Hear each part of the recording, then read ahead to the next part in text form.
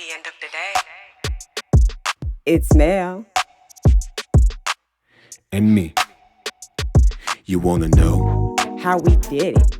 You wanna know how we do it. You wanna know How we we're doing doing it.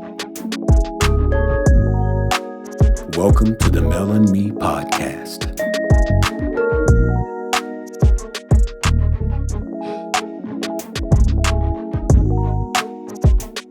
At the end of the day.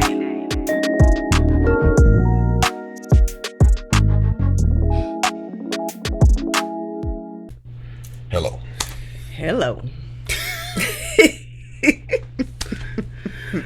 I can't do nothing without you giving me a little surprise. Yes. Alright, so here we go. Episode number 9. Number 9. Yeah. This episode is going to be called, and before I even say that, we'll just kind of go back to what kind of inspired me to do this episode. Really came up about a couple weeks ago, just kind of watching the events out there and kind of seeing what was going on on social media regarding the goings on that happens on the weekends typically. Just kind of inspired me, and some interactions that I had on social media. But first, before we get into that, we'll just rehash real quick what we went over last week.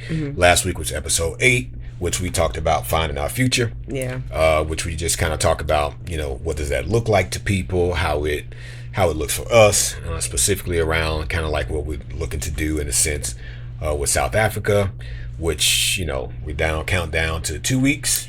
Yes. Before we head back over there, so looking very forward to that. Yeah. In fact, and we'll kind of we'll get some promos done on that. I think we're going to do our first live stream from South Africa, so that'll be cool. Yes, it will. So, so back to this topic right here, this week's episode, and I don't know if it'll be a full hour, it might not be, but I just kind of wanted to talk about it because I think it's kind of an interesting subject, especially, given what's been going on out there and what we've been seeing, and that we see often a lot, Yes. with people, but we don't realize that that's what it is. There is one way that we see it in this country big time right now, and we're going to get into that too, and that is cultism. Yes. Yeah, we're going to talk about cults, people. We're going to talk about cultism and cults and stuff like that, and that whole thing, because I think it's just kind of interesting with what we've been seeing over the past month, since the start of college football season. It's been amped up. And so I entitled this, get this, people, Cultism, Deion Sanders versus Donald Trump. That's what I entitled it. That's what episode 9 is. And I know, through the door, some folks are going to be mad at me. So I'm going to have to put another disclaimer at the front. But I just ask those of you out there who come across this to just understand that it's just an objective discussion and an objective look at the subject of cultism. Because I think that there are parallels and there are things that we see in both the Donald Trump situation as well as the Deion Sanders situation with what he's doing out there in Colorado with the football program. And so I know it's probably going to get under some people's skin, some of the things that I might say, but just understand that there's nothing personal directed at anyone, including those of you out there who may stand on one side, of the debate or another. But we just want to have a discussion about it because I think it's interesting because cultism is very real. And it's something that any of us can get swept up into. Yeah, and not realize it. Yeah, and not realize it. Because, I've seen, many times I've read stories and stuff over the years about people that have gotten swept up in the cults and stuff. And you always see their family, people who know them come around. They'd be like, oh, they're such a happy-go-lucky person. I never would have expected that they would have been swept up into a cult. Right. They're so smart and intelligent. They don't seem like the type of person that you can get anything passed on them. Yep. And but they're just dynamics, and that's the thing that I want to just kind of focus on is looking at it from the perspective of not someone being stupid or anything like that, or someone being mentally inferior or incapable, mentally incompetent, or any of that type of stuff. It's just that understanding that there's a cult dynamic in play with these things, right? And it just looks a certain way. And we see it all the time and we discount it. We just pass it off as just, oh, that's just fandom or whatever, or, they're just fans or whatever, But in fact, it's very much cult dynamic is what it is. Yeah. So we want to just kind of tear into that a little bit. And then too, we're the last person when it comes to these things. We're the last people to see it. Yeah. Everybody else around us sees it. They may point it out to us, but we get offended. You know what I'm saying? When they speak to it, it's like, oh, wait a minute. Think about this or whatever, but we tend to become, as people, it's within our nature to become defensive about things because we see our loyalty to certain things and our attachment to certain things as almost spiritual in a sense. You know what I'm saying? A lot of people just don't necessarily equate some of their actions to falling under, or being associated with being in a cult, and it could just be due to what your perception of a cult is. I guess. Yeah. Yeah. So we're the last ones to figure it out. And again, I know I'm probably going to make some folks mad, with this discussion or whatever, or the fact that I'm even bringing it up, people just, it's a touchy thing with people. So, just understand that, we have the disclaimer and nothing that I say here is anything personal against, it might be personal against Trump though. Because that's a whole lot more serious right now. Of course, with me comparing the two or standing them side by side, obviously it's probably a little bit sensational with my doing that, and there's a point behind it, right? Right. But and we'll make sure we clarify all those things. But we got the disclaimer at the front, that way people can know where we're coming from, right? And we just want to have a discussion around it, and that's it. So, I guess the first thing that I want to kind of discuss real quick is I kind of have a story. When I was a teenager, and there are people out here who may come across this podcast, who come from where I come from and who know me, who grew up with me, around my family, that type of stuff, who are probably gonna know about some of what I'm about to say. Because you probably know the individual and you might have yourself remember or heard talk about it around the way when this happened. But I was a teenager, and I must have been around, I don't know, 15 or something like that, 14, 15 years old when this happened, maybe even 16 or something. It was mid 1980s when this happened. And so, where I come from, how, around my way, everybody lived amongst everybody, day in and day out. We spent a lot of time around each other. Our parents, the kids grew up together. The parents hung out together day in and day out because, quite frankly, most people didn't have full-time jobs, so really and stuff like that, right? Yeah. So all they had was time on their hands, right? So a lot of partying, kicking it, and stuff like that, card games, drinking, dancing, music, some of everything, right? And so, from a multi-generational perspective, I mean, you were tapped in and really connected to people. You know what I'm saying? You had people that like the kids that you grew up with and hung out with, your parents hung out together on a daily basis and stuff like that. And so, you got used to seeing people pretty much all day, every day. Either it was that person or somebody in their family, that's just the way it was. So we had one particular individual who was the brother of one of another family member.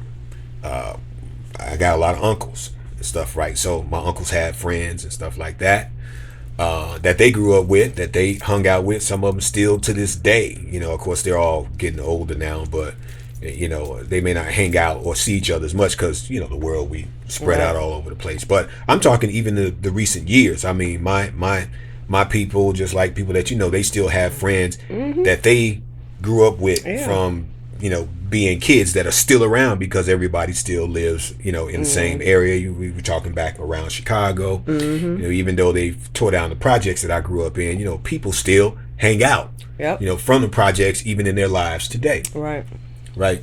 So, but anyway, my point is, this was a friend of the family, a very close friend of the family that came around, and, and me as a kid, teenager kid, whatever, just from the time I was a kid up to the time I left home and went to the military, my teenage years, right? We looked up to these adults, these friends of our uncles and aunties and, parents and stuff like that, even though some of them were not much older than us. I might have been, 10 years older than I was, or maybe even 7 years older. You know what I'm saying? I was a teenager. There were people in my, that might have been 23, 24 years old at the time that I really looked up to. It's like uncles, aunts, stuff like that. Right? So you were just connected with people like that.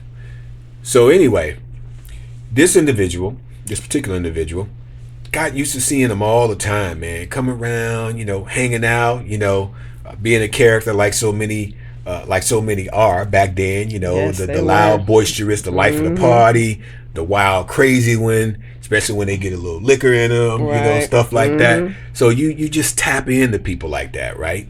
And so, you can develop somewhat of what's the word I'm looking for? An attachment to their personality and their character, right? What they bring to the table, because they kind of feed you emotionally. You know what I'm saying? Yeah. You know how you it get is to when you looking got forward that. to seeing them. Exactly. That's how it is. You enjoy having them in your life, right? Right.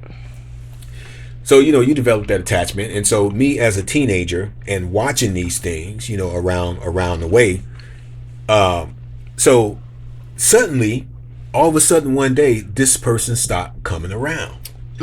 Right? They just disappeared. And days went by, weeks went by, months started to go by, and this person, and nobody said knew where this anything? person was. I mean, people started saying Asking stuff, questions, yeah. but they were like, "Yo, what the hell is, right?" And I'll blank out the name on the thing, but it was like, "Damn, you see?" Right? And it was like, "No, I ain't seen him. I wonder, where he been or whatever." And again, just all this time went by, and and not even his brothers, knew where he was, and so naturally, people are gonna Be concerned. be concerned because you don't know if somebody got kidnapped, Right. they dead, or what. But many months went by, and I don't know. It might have been, I don't know, 8, 9, 10 months. The time escapes me now. Yeah, that's a But minute. we were sitting around the house one day, and the TV was playing. I can't remember, but I think my father was in the bedroom because he spent a lot of time when he was in the house. He spent a lot of time watching TV in their bedroom, right? And so we're sitting out in the living room, just meandering around like we normally do, and suddenly I hear my father calling from the back. You know how my father called my mother's name, right? Yeah. Hey, come here. He was like, "It's on TV." We were like, "What? On TV? Doing what? Come here and see this." This dude, it was I think it might have been CNN was around back then. It was some news program. I don't remember if it was CNN. It might have been CNN because they might have been an established network at the time. But they were covering the story of this commune out in Portland, Oregon, right? That was called the Rajneesh Param. Yeah, Rajneesh Param. Yeah, we watched it. Rajneesh Param. Did I show you footage of that at one No, point? we watched the story about them. But I'm saying it was after we were together. Yes. You're not talking about back then during that no, time. No, it's once we got. I think I shared it. And this you with shared you it with me previously. then. Yes. Right. Yes. Okay, so you remember that. So yeah, but because I think I might have told you the story. Like I knew somebody that joined. Yeah, you did. That's why, because we was watching it, and I was like, "This is wild." Right. So my mother, she ran in the room, and you know how my mother, she like, "Hey, no, I can't believe that They ran up and done some crazy shit like that. Right? From Chicago to Oregon. And so we tuned in. We all ran around and stuff, right? Jordan got it around the TV. And this dude, it was like unbelievable because he was literally on the TV. And he was, you know how they use the term, it's like, yeah, you know, somebody had bells on. They had bells on. That's literally what he had, bells. He was like the little hand Tinkerbell kind of things, man. And they had tambourines. Yeah. And he had his eyes were glazed over and everything. I mean, he was a totally different person. He was who we knew him to be. Like he looked like who he looked like. Yeah, physically. But there was a different look about him. I mean, his eyes were glazed over. He was almost like he was in a daze, in a trance. And he was dancing and singing, and they were doing some little chants and stuff like that. You know, and we just could not believe. We was like, man, how, you know, because then immediately what you start to do is you start to kind of try to reconcile things with the person that you know that you used to see sitting around drinking some, you know, Canadian club, you know, or some Canadian mist sitting around, you know, smoking a cigarette and having a good time, listening to some music, talking about all this that's going on here, to some dude that's now out in the middle of the desert in Portland, Oregon, or the mountains somewhere in Portland, Oregon, dancing and Tinkerbell, you know what I'm saying? And got the glaze and a bunch of other people around, and they got on this garb and stuff. They wearing all this garb like sheets and stuff. It's like, yo, that totally messed me up. Yeah, I can believe it. Totally messed me up. But this dude went off and joined that Rajneeshpuram commune in Portland, Oregon in the mid 80s. And again, if some of y'all out there from back around the way might know who I'm talking about, then if you know, you know, as they say. But so that was my first experience, or you know, knowledge of a commune or a cult type stuff, right? Yeah, was him running out. But it was just crazy though, man. Just, you know, it was funny as hell though.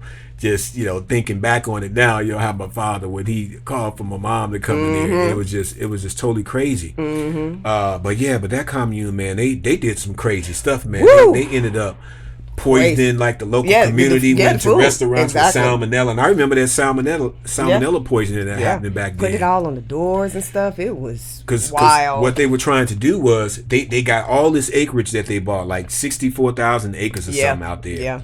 And what they tried to do was basically, I don't know if they thought they were going to take over. They did, because they tried to take over the government and everything. Or whatever, they wanted to take over everything, But they started by trying to get their people from their commune elected into local offices and stuff like that.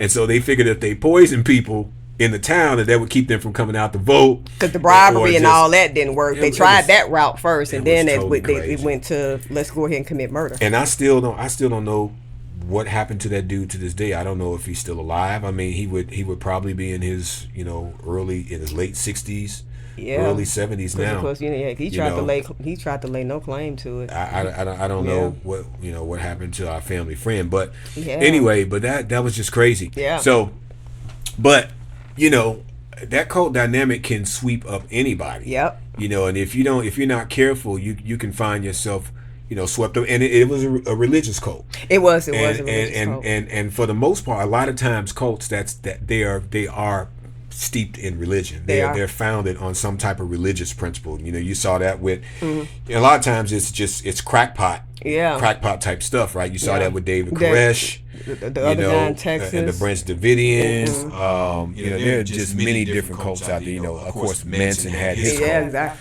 I mean, but that's even to further echo that, as far as anyone can get swept up in it, with that particular cult, these were doctors, lawyers, engineers.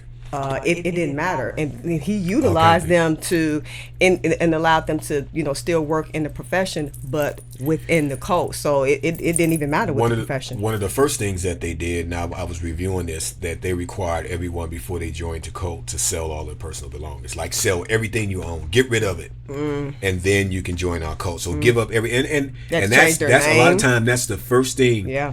One of the things in the cult dynamic is they want to snatch you away and alienate you away from everything and everyone Right. that you've known. Exactly. Because that's the only way to really get you under that mind control that Yep. they need to have you Yep. under. It must be isolated. Right. And so that's it's a very, very, very dangerous thing. Now, of course, cults are not limited to just religions. Not at all. You know, the cult dynamic exists in many different forms. You know, and a lot of times we see that cult dynamic in play when it comes to celebrities. Yeah.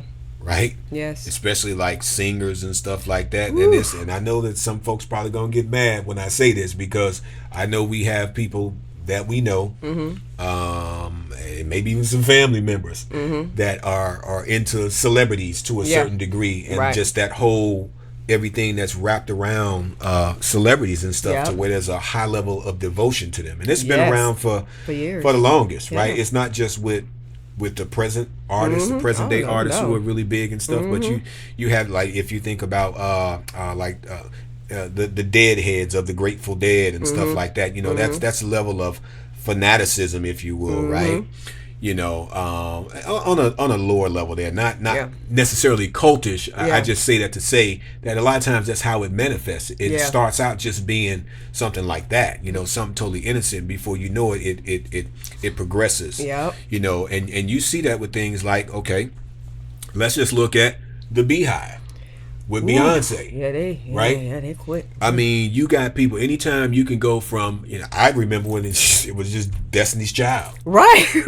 You know, and you had the four girls and stuff, you know, just doing their thing, just being regular artists. And then something happened and she became this larger than life figure, and people started doing that. You saw with Michael Jackson. Yeah, Michael Jackson. Same thing. There was a cult dynamic around him. Yeah. You know, very much so. Yeah. And people don't like to think about that. Yeah. Right? But it's very true.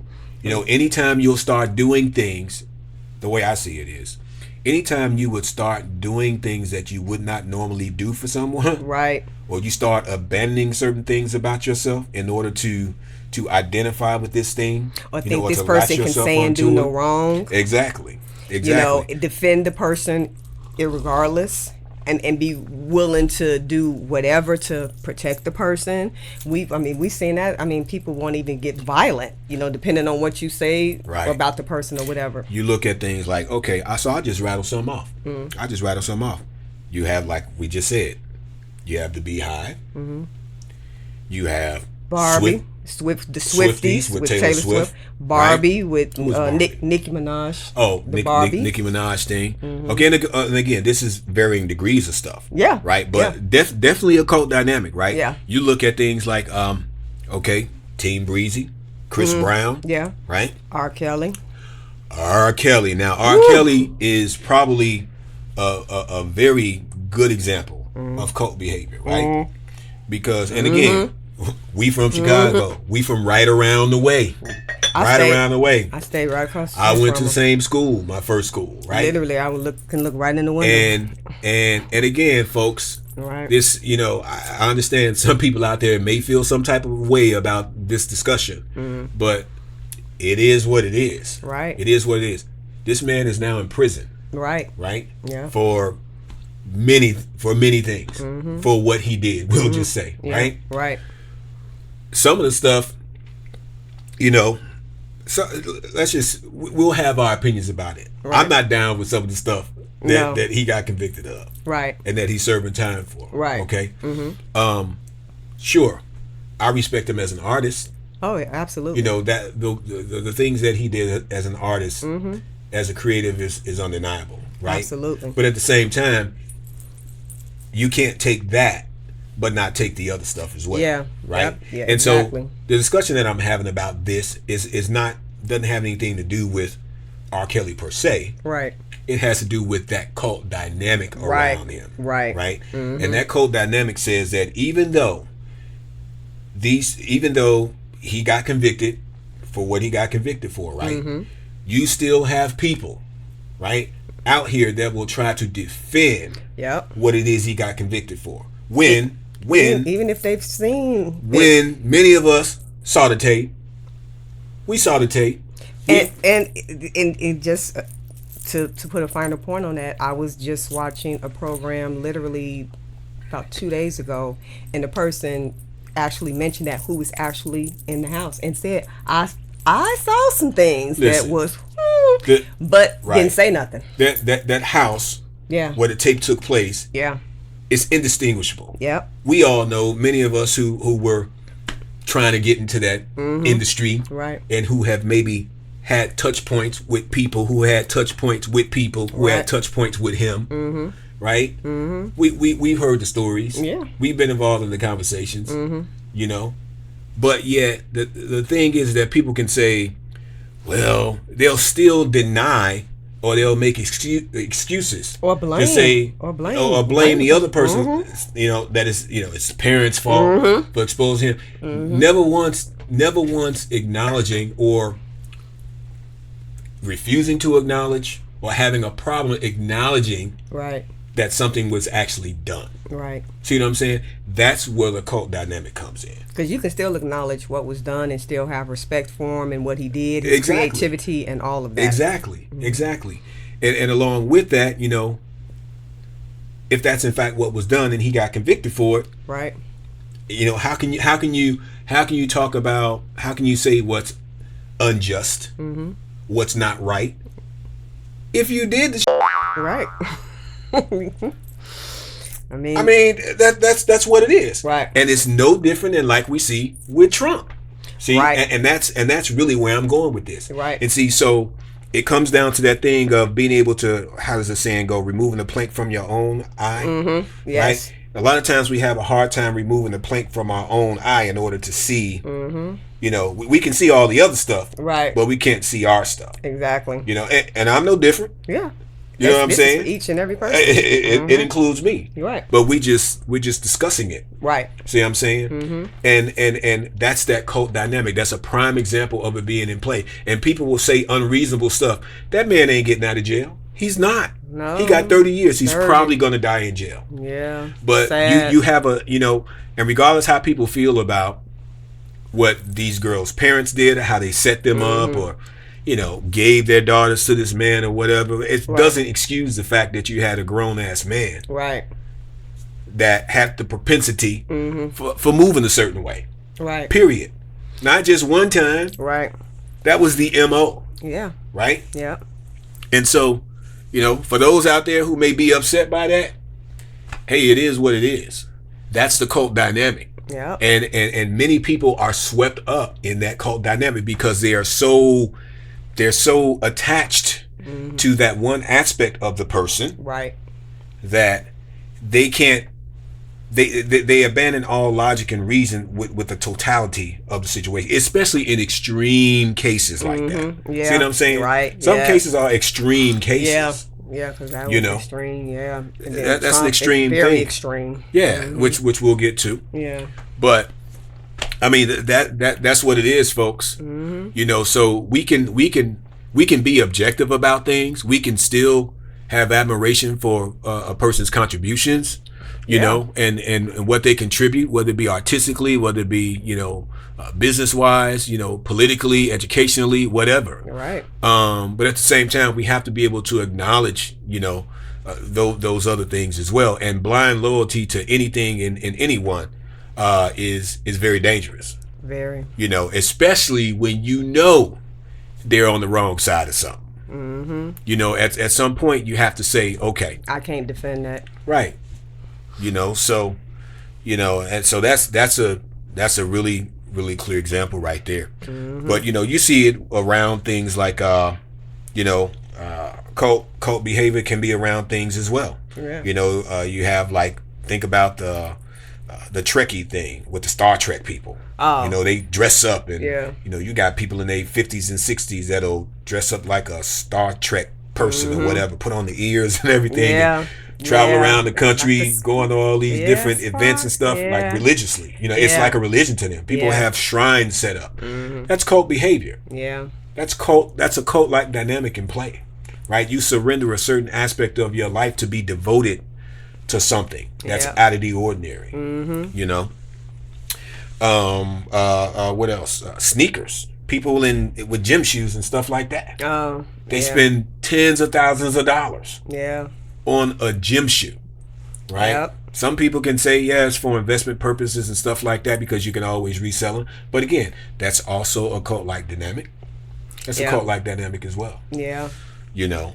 But definitely with the celebrity thing, man. So anyway, the topic is about Deion Sanders versus Donald Trump. So let's kind of get to that a little bit.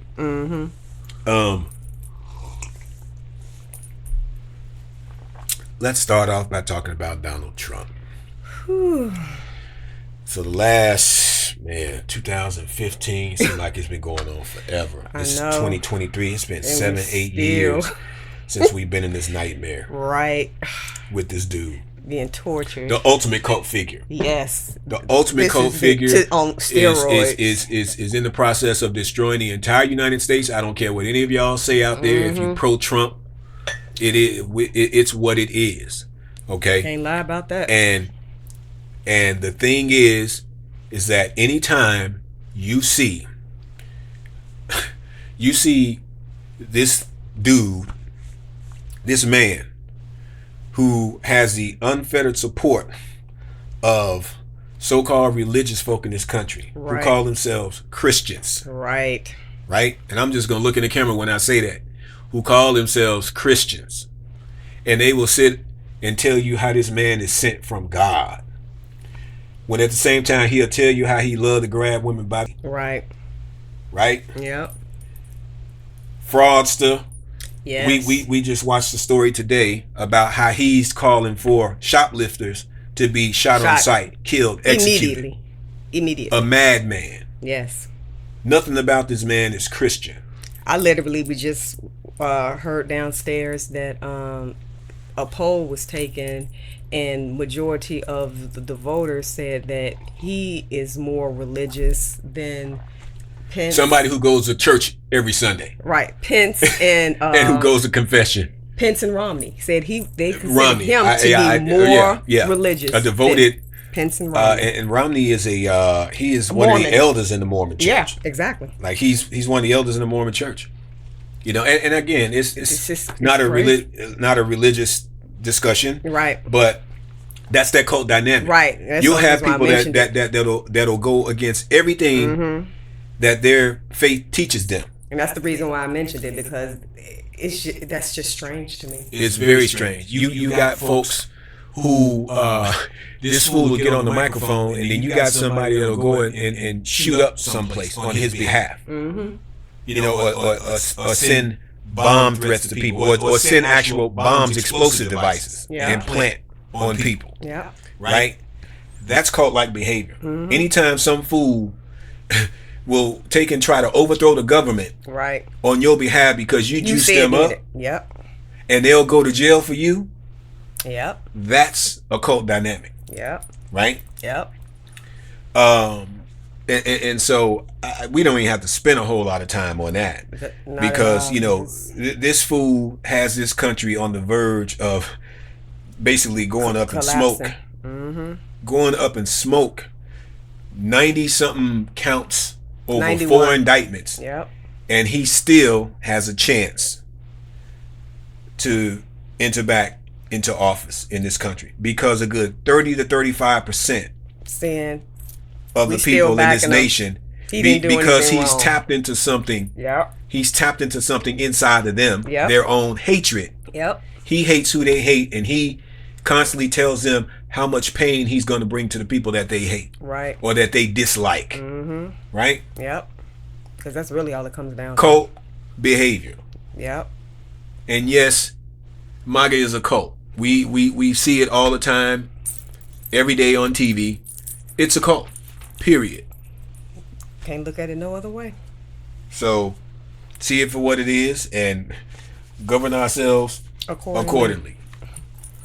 You know, so I don't really care what people think about that, because the truth is the truth. I mean, because I can see it. You know, people can see it and will still deny it. All you got to do is just listen to the man. And even those who see it and are silent about it. That too. They're just as guilty. Even worse. They're just as guilty. It's cowardice. In my opinion. But That's why we give ourselves options. Yep. But so yeah, I'm not even gonna spend any more time on that. But let's get to Deion Sanders thing. Yeah, Deion Sanders. So I want to be clear about this, people. Nothing that I say here, as I said before, has anything is anti Deion Sanders. It's not. Period. I like Deion Sanders. Okay.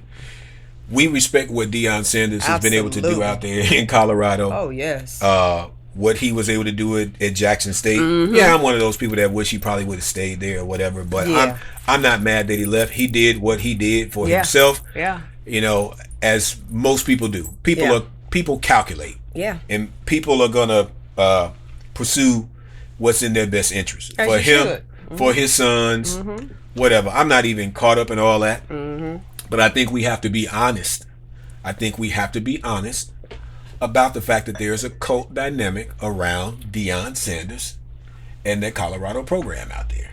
And I think we've seen little things that support that notion. Yeah, I read the comments and stuff when you can see it. All you gotta do is just look at what people write. Look at what people write. Look at what they say. You can see it on the YouTube videos. The people that have the the YouTube, the content creators out there. You see it. I see it on my social media feed. I read it out there. I see people.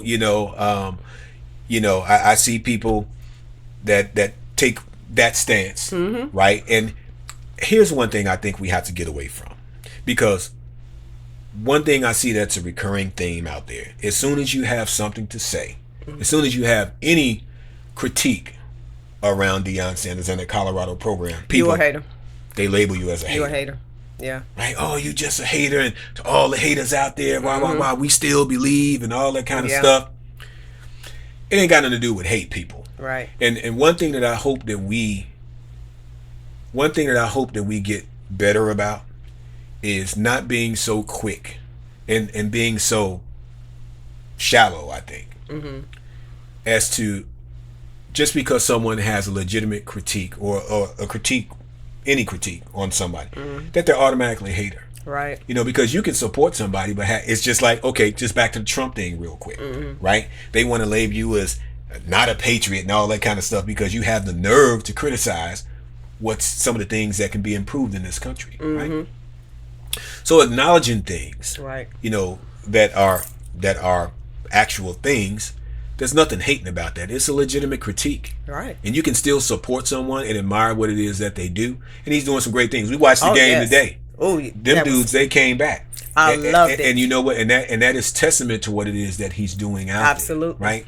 But at the same time, we do have to be honest and acknowledge that there is a bit of a circus around that program. Yeah. And we know it's that way. We know it's that way because what do we see? Nobody was talking about Colorado last year. I didn't even know anything about it. I haven't heard anything about Colorado. I have not followed Colorado since Eric Bieniemy was their running back. I wasn't even watching. Now you know who Eric Bieniemy is, right? No. Eric Bieniemy is he was the one of Andy Reid's assistant coaches in Kansas City. Oh, okay. Is he their running back coach or their OC, offensive coordinator? I don't know. But he's there. He is one of their coaches. I just know I wasn't watching college football at all. Right, but Eric Bieniemy was Colorado's cornerback. No, running back. Running back. Okay. I'm getting old. And he was a beast when he was out there. Right. Power running back, man. But anyway, but that's and you're talking what? Early 90s? Something like that? Yeah, it's been a while. Yeah. So, but there is a bit of a circus around it now. Everybody and their mama, all the celebs are flocking there. Yes. Right there on the sidelines, all up in the videos. Right? That's how you know it's a cult dynamic, right? It's a cult dynamic. Anytime you got folks now, everybody, they going out buying sunglasses. He wears the sunglasses. Yes. They go out and spend. People are falling all over themselves for stuff like that, Yes. And it's a bit of a spectacle out there, and you're less focused on the football and more focused on all of the antics and all that kind of stuff, all the bling and the flashing and all the bringing out the team with Lil Wayne and all that kind of stuff, like the boxers do when they're fighting. Yeah. And we just have to be honest about that. And at the same time, I think you have to understand that, especially when it comes to sports, games like football and stuff like that, there's only going to be so much room for all the antics. Yeah. All the antics, because at the end of the day, people want to see you play football and win games. Absolutely. Right? Yeah. And they were doing that. Yeah. No doubt about it. Now they've had a couple of struggles the last couple of weeks and stuff where they lost games and everything. But you know, they've turned the program around clearly, and they should be commended quickly. for that. Yeah, yes. But at the same time, you know, we have to be honest about the fact that they have made it a bit of a spectacle out there. And with that, you're going to get people that are going to kind of get sick of that and tired of that. And they're like, man, play football. Well, they already a lot of them already. Are. That's where the the divide comes. Right. When they say with the haters, it's for those who are saying, hey, do you really need to be coming out in your interviews, you know, saying this, because they deem him to be arrogant, pompous, whatever you want to use, but that's how they see him. And so, and of course, he says, "Hey, I am just very confident," and that's those are the arguments that they use, right? Yeah, and see, that's been a part of Deion Sanders' brand. Yes, from the very beginning, from the he's time always he first, been like that. He's always been there, and yes, there is a cockiness, there is an arrogance to him. Yes, it's he is all of that. He has made that a part of his brand, right? Yeah, he has confidence, and he has performed. Yeah. The guy, you know, played baseball and football at the same time. Like, went from one game in the playoff game and then went and played in the Super Bowl, if I remember.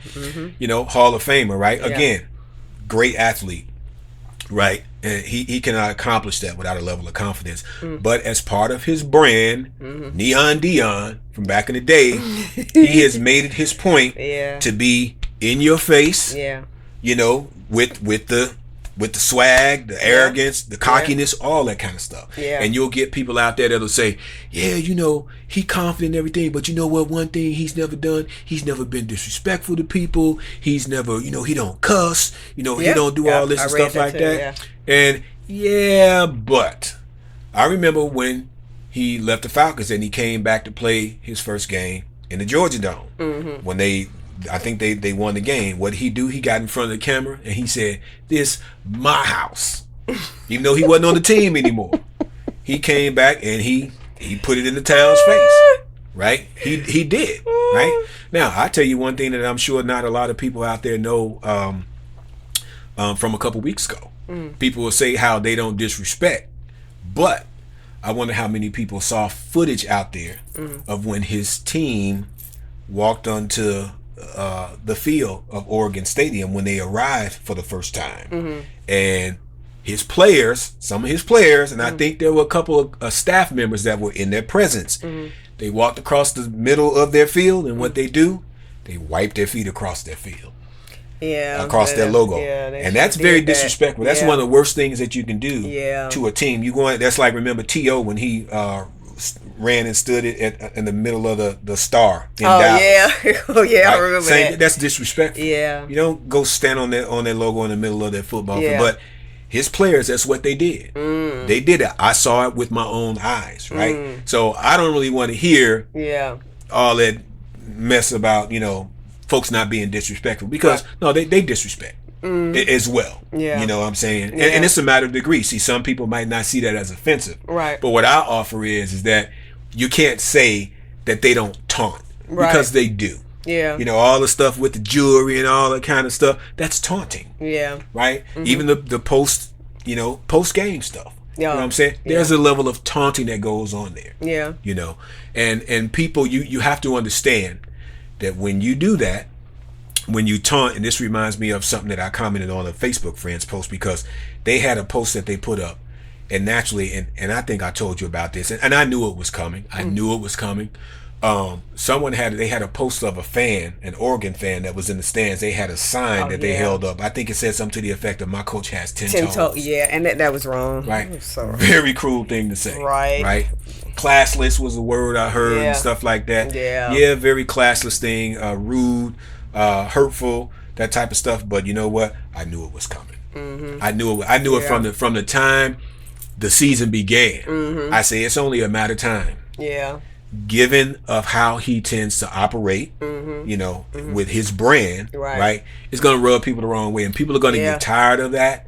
And what's going to happen is, like it does human nature, people will always have stuff that they hold in reserve. They always got the knives that they can bring out. Yep. Right? To really hurt you if they feel like you're getting too big for your britches, as they say. Yeah. Right? Yep. And they use that to bring you back down to earth and put you in check. And so I was not surprised by that sort of thing at all. Yeah. I'm not saying it's right. I'm not saying I condone it. Yeah, right. But I'm saying I knew it was coming. Yeah. And I knew that it was going to be precipitated by his brand and how he manages his brand. Because people, they feel like, oh, this dude, he ain't done nothing, but yet here he goes. And I knew it the minute if he lose one game. People, they're waiting. And that scrutiny is going to be with them. Yeah. Unfortunately. But it comes along with the territory. Yeah. We have to understand that when we put certain things out there, especially when something becomes our MO, right? People are going to respond to it a certain way. And you have to be willing to receive it. You have to be willing to take what it is that you put off, whether or not it's right or wrong, whether or not you agree with it or not. Right. You have to understand that people are going to react a certain way. Yeah. Because at the end of the day, people can only take so much of your good news. True. I mean, that's people are okay. When you have something great around you and stuff like that, people can be genuinely happy for you. Yeah. But when you move into that realm of you constantly have it in their face and you're constantly gloating about stuff, see, it at a point it exceeds that threshold for people, and they're like, okay, enough already. Yeah, you're just overdoing it at this point. And that's what I think that's what it comes down to around Deion Sanders, excuse me, Coach Prime. Yeah, it's Coach Prime. That's another indicator of that dynamic. To me, he's Deion Sanders, which I really enjoy watching him on the. As an analyst on the sports stuff like that, but even just to speaking of that, when you just said that, when you said it's Coach Prime, because I literally just read a comment and it was from the interview that he did today from the game, and one of the comments said, "Ooh, the first reporter that asked him a question called him Deion." He was like, I was holding my breath, like, oh my God, he let him call him Deion, and I was like, what? Right. But see, I literally just read that today. But that's that cult dynamic in play. Yeah. People will lose touch with reality, and they'll take and elevate him to this status of a mythical, figure almost. Yeah. You know what I'm saying? Yeah. And so I personally try to keep from getting swept up into that whole thing. Yeah. I don't care what it is. I don't care if it's sports. I don't care if it's religion. Right. Yeah. As soon as I start seeing some red flags, I'm like, I'm stepping back from it. I'm like, okay, I'm good over here. I'll sit and I'll watch y'all get twisted up like that. But that's not my thing. Nope. Not my thing, because it's a very dangerous dynamic to be swept up in, and you'll find yourself like after that game that they played against, was it Colorado State? Yeah. Colorado State, where the kid hurt one of their guys, and the kid got a death threat. Yeah, they start. Yeah, he's getting death threats immediately. Death threats. Yes. Right. Anytime you got somebody that's willing to threaten the next person's life, because they feel that some loyalty to you over that, over something as petty as a football game, that folks is called dynamic. Yeah, that was Believe real that. Crazy. But what I was happy to see with that was, I think it was the other day or maybe 2 days ago, both of the men sat down together on Both his of the men channel.